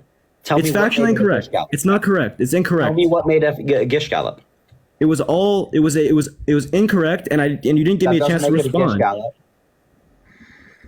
Okay, my impression of that term is that you piled on. Wrong. Okay, so correct me then. You're being I don't care to make an accusation against myself, but you don't understand that term, and I suggest you not use it. Gish Gallop would be like if I said, tell me this and this and this and this and this and this and what about this and what about this and what about this point, and they were actually different arguments. And then I said, okay, you responded to point 1 and 2. They were all different arguments. You completely and utterly ignored this point and this point. Right? No, what I was doing was setting up 2 points. No, you didn't set up 2 because complicated. No, excuse me. You didn't. You have not let me. You've not let me. I have made it clear that you didn't set up 2. You set up several. One of which was when you said, but what we should be talking about is the mistreatment of Palestinians and the racism against Palestinians and oppression against Palestinians. You clearly said. I don't know if you remember because you were talking. No, that had nothing to do with my point, which was my point was one specific point about Mizrahi Jew. You said I wasn't sorry. No, Jesse. Had everything to do with what I was saying, which is pointing out the evidence for the structural white supremacy within the Zionist movement from beginning to end. That's a complicated thesis to prove. Right, and right. So it starts. Exactly. So what I It said is is we really should be complicated. focusing on the it is racism that complicated. Palestinians have. And then I went through history and pointed to a bunch of different times that white supremacy seeped into this movement. For example, and you went through several different arguments, and you did not let me respond. There were different points of fact. They're not points of fact, because I can debate you on the quality of British support for the early Zionist movement, which was not continuous, and the British also supported Palestinians. Continuous. Definitely not continuous. It ended. But also, it being debatable doesn't make it not a point of fact. Of course, what? Of course it does. I'm not gonna. I can't debate you on a factual matter. Like, if you said the British supported Israel sometimes, but they also supported Palestinians. They supported the Arab movements against Jews. Of course they did. They supported when. Okay, primarily during the pre-1948 period, you know, the British were enemies of the Jews and the Arabs, especially towards 1948. What Arab movement that was against Jewish people did they fund and militarize? Which Zionist movement did they militarize against Arabs? The Haganah. Okay, all right. I don't know if the Haganah is a. And the Irgun. I guess I need some proof that the British militarized I think you the. need to know anything at all to speak. Like, this is the thing, is you phrase this as if, oh, I need proof now that I don't know it. No, you don't fucking know what you're talking about. No. It's like, I don't know why you're speaking on this. Like, you don't know what you're talking about, and you're making claims that you can't justify. And then you accuse me of bad faith when I make a complicated claim because I actually fucking know what I'm talking about. What I said, Jesse, just let me respond to this. Because what I said was, I went through time and labeled a bunch of times the white supremacy invaded the movement of Zionism and was a structural core piece of Zionism. That's one point. I made a bunch of different factual points.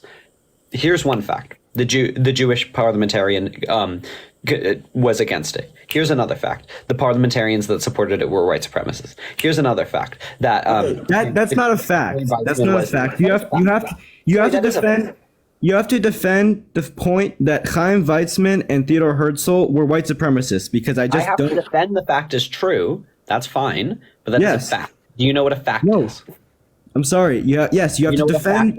You have to defend the veracity of the claim you made. It's not a fact. I do. But when I make the claim, you didn't defend it because I made the claim in the first place, and you didn't respond to it yet until we came down this little argument. Because you gave me 5 arguments to respond to. That's an argument in itself. I'm sorry. 5 arguments. I didn't. That's an argument. If I say Chaim Weizmann and Theodor Herzl are white supremacists, I'm making a rhetorical point. It's an argument. That's a rhetorical point. It's not an argument. How is that not an argument that requires defense and can be debated? I don't understand. Jesse, you're bifurcating between an argument and a fact in a weird way. A fact is merely a claim that can be proven incorrect or correct. That's what a fact is. Okay. But I'm not asking how is it a fact. I'm asking how is it not an argument? How is that not an argument? How am I not making an argument? Well, I'm arguing something. I'm arguing that they were white supremacists, which I would argue is completely not correct. That it can't be justified, because that's not. There's no evidence. There was never anything resembling white supremacy, contemporary white supremacy in their writings. I need you to dial it back for a second. And Jesse, excuse me, one more thing. Wait, I need you to dial it back for a second. Please don't ask me to dial it back. We aren't even at the point of an argument. You're wasting your breath because I'm not hearing the words you're saying. Okay, great. That's a great way to go about it. Contextually, this isn't where we're at in the argument. We aren't even agreeing about what we're arguing. Okay. Right. Okay. I'm hard pressed to find anything. You disagree with me, Jesse? Anything that comes out of your mouth that is reiterating that you disagree with the fact that I've stated. That wasn't what I was going to say. Waste of your breath and life energy. Okay. To return to something a little bit more mundane. Ask questions. The Irgun was committed terrorist attacks against British, primarily.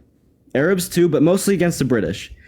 A subset of the Irgun, the Lehi, were pretty much all entirely anti-British. So I'm I'm trying to find anything that says that the British helped militarize the Irgun, because I don't know any. You're saying, well, you don't know, so you shouldn't speak. Well, I've never heard of that. I've heard of the Irgun. I've heard of the Lehi. I know about all these things. Believe it or not, I'm give or take probably a little bit more educated on this than the average person, and definitely the average person in your comments spamming the Palestinian flag and calling me an idiot and saying we should start the history in 1948. So I know a little bit about it, and I'm asking you, please. I need to see some evidence that the British helped fund the Irgun, maybe the Haganah. Okay, maybe, but the Irgun, I need to see some evidence. I'm looking at the origins of the Irgun. I've never heard of that. I'm not seeing it. Fine, Jesse, but that's once again tangential to the point that I'm making. I prefer you actually respond to the point I was making. Most of its members. Rather, Jesse, 1 second. Stop speaking. Most of the Irgun. Come on, Jesse. Hold on. Excuse me. I need to be able to make a complicated point without being accused of being dishonest. Complicated point require a complex fact pattern, complex analysis, and then a nuanced conclusion. Nothing is dishonest about making a single point about using complex facts and complex analysis. I made 2 points. One, that your supposed evidence was insufficient by all metrics. Number 2, that the evidence that I provide and the factual points that I point to are sufficient in concluding that the Zionist movement, from its foundation to now, have been extraordinarily infested by white supremacy. That is not gish galloping, and it is not dishonest, because you are perfectly capable of engaging with a complicated, nuanced discussion and responding to that whole entire argument point by point. We cannot have an argument that starts point by point if you don't get the relationship between those points and its conclusion. So if you view that as dishonest, there is no way to discuss with you. Sorry, I don't remember using the words dishonest to describe anything you were saying. If you say it's a gish gallop, that's calling it dishonest. Okay. Because that is a rhetorical fallacy. Fallacies are dishonest. Right. I maintain that you pose several arguments in one. You pose, okay, maybe it was 2, but I think that you can make an argument that Theodor Herzl and Chaim Weizmann were white supremacists, but that's not a fact. That's not. If that's a fact, then anything's a fact, and anything can be proven true or false, which is correct. But then there's no point in having a discussion about this. Of course there is, in determining whether the evidence points towards. But I'm talking about whether or not that's an argument. You made an argument, and that's okay. Forget about an that. argument in the sense that you're talking. I made like yes, exactly. That's what rhetoric is. That's the basis of rhetoric. Not really. So of course it is. Look, I just made an argument.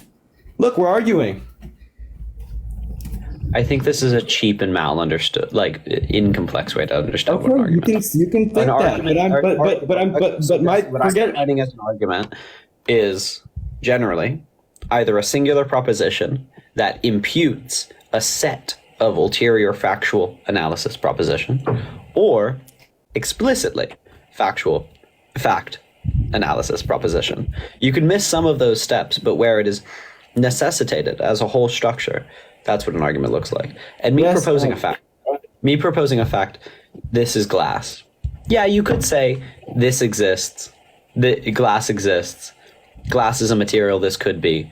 Right, I agree with you. Right, and therefore this. But generally, we would not say that me saying this is glass is an argument. Okay, but if I say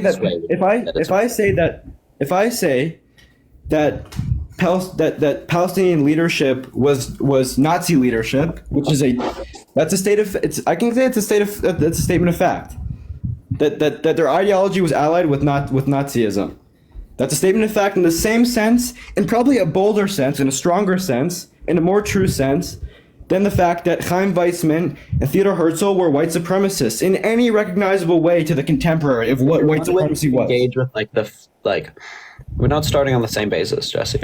Okay, I don't. Once again, what you're gonna say is going in one ear and out the other. Okay, great to know. So great to know that this conversation is Because what you're saying doesn't matter. Yeah. Okay, and what you're saying does, apparently. I'm not getting it. Again, I have to go really soon, and I'll concede everything to let you move on to debate more people, but I do need, I guess, a little bit of justification of the fact, apparently, that the British militarized the Irgun against themselves. That's kind of what I kind of need. Because I've never heard of that. I've only heard. How is it integral to any of the points that I actually made? Because you called me an idiot for not knowing. You said I shouldn't speak on it when I questioned that the Irgun may not have been funded by the British. You said I was stupid and I shouldn't talk about it. Sorry, you didn't say I was stupid. You said I was uneducated. And I didn't say you were uneducated because of that. I said you were uneducated by and large. You did say that. You did say that. I'm sorry. You did. I didn't. You did. You did. So. Okay, I'm stating the fact that you did.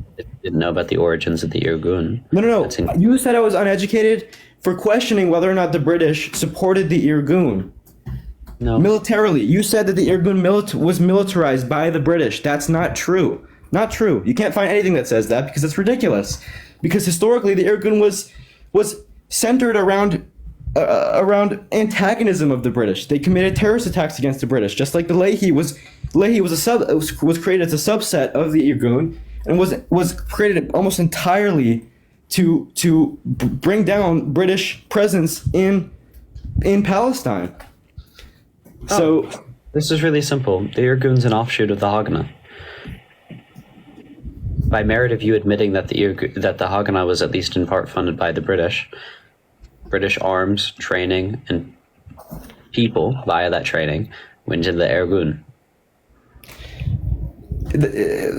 By the same token, the Taliban is, I don't know. The Taliban, yes. Yeah. So the Taliban is American. No, so that's not what I. But effectively, okay, the Taliban is American supremacist. Yeah. Is American supremacist. No, I guess. that wasn't the. No, this is why you need to understand the facts that I'm suggesting, the analysis that I'm using upon them, and then the conclusion to properly critique them. I'm not. Jesse. I never said the fact that the British funded it meant that they were white supremacists. There was a larger fact pattern and analysis upon it that led to that conclusion. So no. Okay. It doesn't. This is why having a complex set of facts that lead to a complex set of analysis to have a conclusion is important. And you could actually make complex comparative analogies, but that one doesn't. And it means that you obviously didn't understand the connection between the facts and the analysis. And I'm not appreciating the highly condescending tone, but well, I'm not. So, what you don't have to appreciate it, but it doesn't mean you deserve any different. I probably deserve the worst. But I would never claim that, but I can only speak on the level that people are at. And you have not treated me with respect rhetorically either. I've tried my best. Interrupting and being unable to engage. And you've accused me of being dishonest. So I'm taking every conceivable rhetorical point I can to respond to that accusation. Because we can't be productive if we don't believe that each other are actually making points worth hearing. And if you think that a complicated fact pattern matched by a complicated analysis to reach a single, relatively simply stated conclusion is somehow dishonest or somehow a fallacy, right? Then I'm going to take everything I can to explain the merits of that structure of argument. So again, that kind of, I guess, to use your words, kind of went in one ear and out the other. But I do want to return to the Irgun. Maybe my comparison was not entirely accurate. I concede that. That's what wasn't a totally fair comparison. It was kind of on the fly. I was trying to think of anything that remotely parallels the argument that because the British funded the Haganah, maybe, kind of, a little bit, at some point, that therefore, because of a complex set of facts, of rhetorically connected facts, that therefore the British funded militarized the Irgun, which is the words you used. You said the British militarized the Irgun. Not true. It doesn't matter if it was an offshoot of the Haganah, because the Irgun was based on entirely different principles with an entirely different aim as the Haganah. The Haganah was the basic military and and really basic military and organizational structure of the Zionist of Zionist Jews living in Palestine at that time. So it's not it's granted that things were connected to Haganah. It's not that bears nothing to the argument that the British funded the Haganah, that the British militarized the Haganah. It's just not true. The Haganah was against the British for pretty much all of its life, the entirety of its lifetime. So I'm having trouble kind of filling in the gaps of the interconnected facts that lead from that fact point to your broader argument, which is that the British funded the Irgun, militarized the Irgun, that the British militarized the Irgun, and therefore that's an example of white supremacy, deep-rooted white supremacy that bleeds through Israeli society today. Okay, so didn't make the point of funding as part of my potential. Sorry, don't interrupt me again, please. Go ahead. I didn't make the point, if you remember originally, as part of my core argument. And this is what I was going to say when you stick on this point, is it wasn't a fact point that I was pointing to as proof of my core argument. It was responsive to what you said, which is that they never funded. I believe what you said was they never funded, more so the Jewish or the Palestinians within this time. And I said, well, no, they did Jewish, but it was in response directly to a thing you said. I don't remember verbatim what you said, but it actually had very little to nothing to do with my argument. And yet you stuck on the argument and now have made up a conclusion that I drew from it. No. The reason I said it was to respond directly to you. If you remember more specifically the context in which I said it, I'd love to say it, but it wasn't part of that original rant that I went on. It was. Sorry, it wasn't. You said British militarization of the Haganah in the Irgun was one of the facts that was supporting your broader argument that Israel.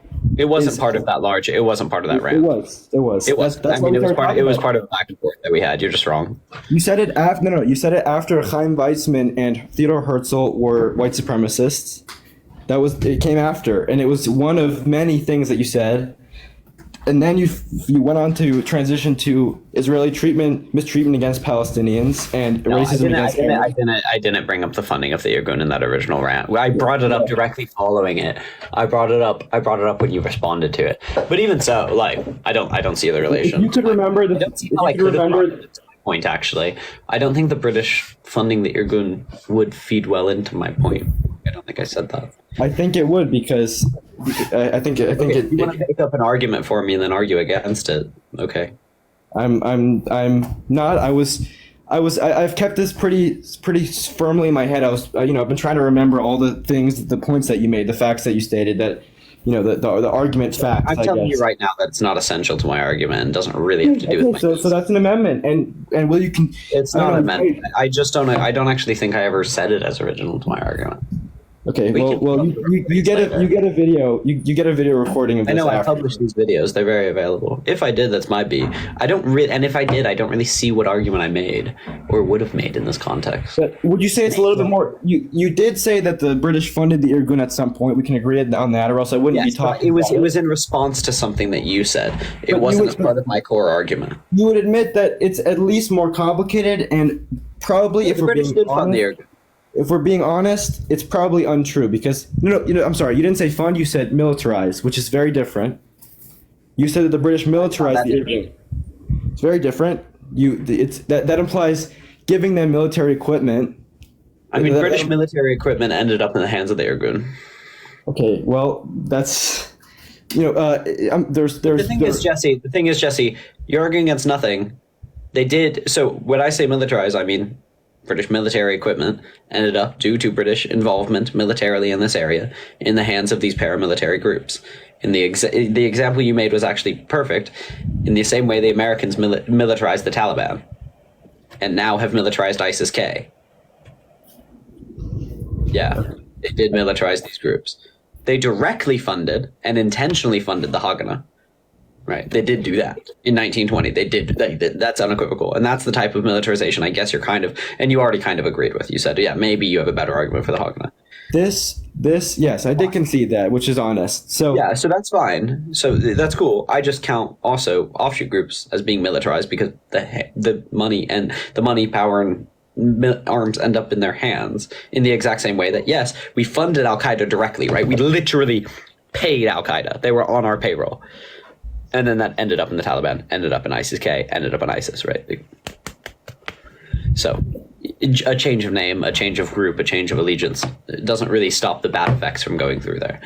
I don't think it actually ties into the thesis I was making. This is why I was going to stop you before you like pushed on this point, because I think it's a waste of time.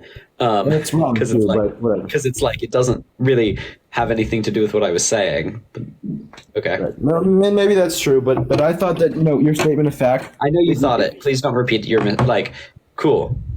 You have limited time. Do you have anything you actually want to press on the point I was making? Which was? Can you restate it for me? That white supremacy is infested in historically.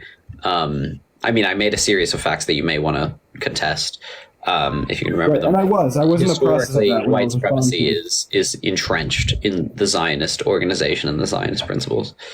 These starting from the 1880s, like political Zionism as we know it has never not known white supremacy.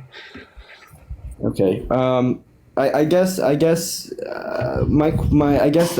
would ask about the Grand Mufti of Jerusalem, about his The comparison? No, not comparison. Just I would ask if by that token, by the Palestinian leadership, he spent a few years in Germany recruiting for the Nazis. I would be curious to know, like, so is it by the same token that Palestinian leadership and the Palestinian movement, pro-Palestinian movement, Palestinian national movement is connected, has never not known white supremacy, in a similar way, or is that justified in another, in a way I'm not I imagining? wouldn't say it's justified. I'd say the chain of causations. This is actually the point I was making before you, I think, had a physical aneurysm about how I pronounce like Chaim Weissman. But when we're talking about Israel and Palestina, it's important that we now you're being disingenuous. That's a dickhead. Not. Don't be a dickhead. But anyway, Well, you said that I had a physical aneurysm. Correcting pronunciation of someone's name, which I is think you the repeating most. it like 10 times is having a Okay, physical. well, I would say But also, that you just know pronouncing it Palestina is dishonest, right? I feel like it does, and this has nothing to do with your age. I talk to 40-year-olds who act like this. Doing that is just acting like a child. It's so extremely catty. I would But say anyway, telling. as you have limited time, I'm not going to let you waste it. The point was I don't think the reason it's different is because these different organizations originate from different people, whereas we have a direct line from Theodor Herzl, etc., to Bibi Netanyahu now, right? And they claim heritage with those people, whereas Hamas doesn't. Hamas claims heritage with the Muslim Brotherhood, which came out of Egypt, which didn't have to do with the person you were talking about. The PLO claims no heritage to the person you were talking about. They consider themselves a secular, non-Islamist organization. So there's an important differentiating factor. And this isn't enough, I would say. This isn't enough to completely take away the history. I think if you could actually point me to like modern day examples of it, we could see it. But it is a pretty significant factor that they don't claim the heritage of those people, whereas Bibi Netanyahu actively praises Theodor Herzl and praises Chaim Weissman. So, I mean, that's a pretty significant difference, is they embrace the history, whereas both paramilitary groups currently in Gaza reject that history. That seems significant to me. Yeah, I mean, I don't think it's totally wrong to suggest that modern Palestinian Islam is connected to one of the religious leaders of Palestinians at that time. I don't think it's totally wrong, but I guess I am curious about your use of the term of causality as the main argument for white supremacy still existing, and more than that, being entrenched in Israeli. Sorry. A clear causal chain of causation as more of a metaphor than like a cause. I don't think Theodor Herzl being a white supremacist caused Israel to now be white supremacist. I think it's an important symptom or an important sign that it was from the start and continue to be.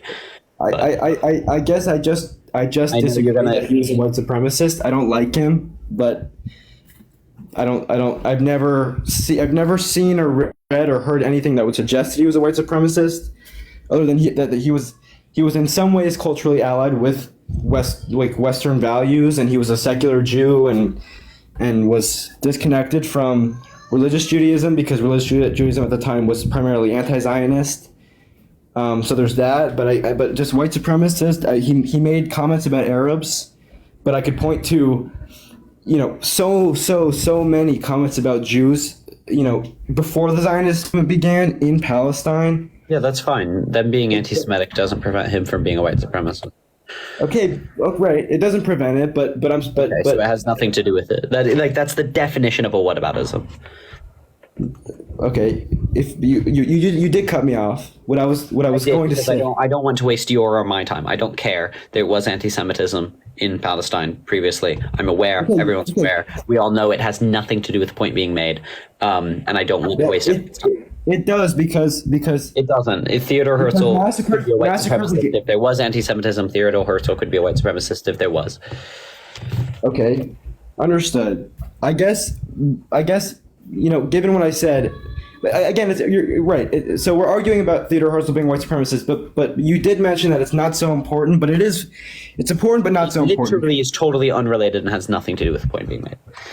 What's that? Sorry? Theodore Herzl, anti-Semitism in Palestine has nothing to do with whether Theodore Herzl was a white supremacist. Understood. Yes, I'm moving. Yeah.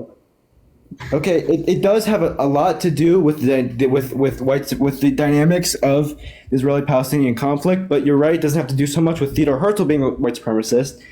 But you did mention that Theodore Herzl and Chaim Weizmann being white supremacists, which you didn't provide any defense of that point or that fact, I guess.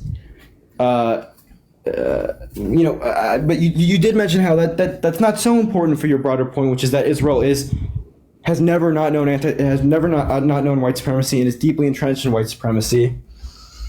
It's not that important, but it is very important that we talk about it. But it's not. So I'm going to move on from that because I just don't believe he was a white supremacist. I've never seen anything that suggests that. That's a positive argument, and you did not defend it. You just said he was, and they were. It's not an argument. It's an assertion. I mean, are you it's positive assertion. Okay. Are you wonderful? Are you asking me to provide evidence for it? Sure, if you want to, but I also I'm recognizing that with my very limited time, talking about this thing, which you did mention very, very conspicuously. Bro, if you want to move on, move the fuck on. If you want to actually have an argument about it, have an argument about it. Actually, okay. I'm just gonna say, it's a good discussion. I'm gonna go to bed. Okay. But it's waffling between these literally makes me want to tear my eyes out. But I appreciate you coming up. Okay, thank you for having me. Hopefully we can have a better discussion next time. Hopefully.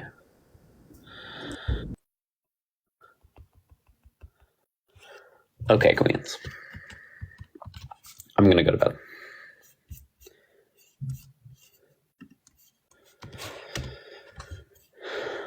Guys, I want to listen to Europapa. I'm gonna get this whole thing demonetized, but oh well.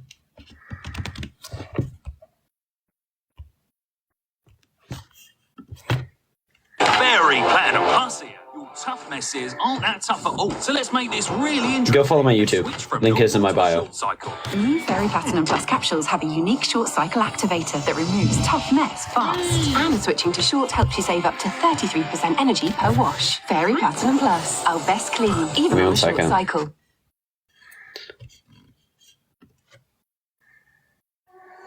Let's come together! It's now or never! I love you all! Welkom in Europa, blijf hier tot ik dood. Can anyone speak, bro? Do we have no people in the comments? Do they not exist? Welkom in Europa. Thank you for the diamonds. Thank you for the calls. Thank you for the likes. Bezoek mijn friends en friends of neem de benen naar Wenen. Ik wil weg uit Netherlands, maar mijn paspoort is verdwenen. Heb gelukkig geen visum nodig om bij je te zijn. Dus neem de bus naar Polen of de trein naar Berlijn. Ik heb geen geld voor Parijs, dus gebruik mijn fantasie. Heb je een eurotje please, zeg merci en alsjeblieft. Ik ben echt alles kwijt, behalve de tijd. Dus ik ben elke dag op reis, want de wereld is voor mij. Welkom in Europa, blijf hier tot ik dood ga. Europa, pa, Europa, pa. Welkom in Europa, blijf hier tot ik dood ga. Europa, pa, Europa, pa. Europa, pa, pa, pa, pa, pa. Europa, pa, pa. Hey, look at this cat. Guys, look at her. She's very cute. Aber ich bin so allein. In Italië. Ben aan het vluchten van mezelf, want de hele dag om geld. Ja, ik geef zelfs mensen geld, maar er is niemand die me helpt. Ik hoef geen escargots, hoef geen vis Look at her. chips, hoef geen paël, ja. She's very cute. Ik weet niet eens wat dat Anyway. is. Zet de radio aan, ik hoor Stromae met papa Oete. Zal niet stoppen tot ze zeggen ja, ja, dat doet hij goed, hé. Welkom in Europa, blijf hier tot ik dood ga. Europa, pa, Europa, pa. Welkom in Europa, blijf hier tot ik dood ga. Europa, pa, Europa, pa. Europa, pa, pa, pa, pa, pa, pa. Europa, pa, pa. Hey, all right. Bye, you all.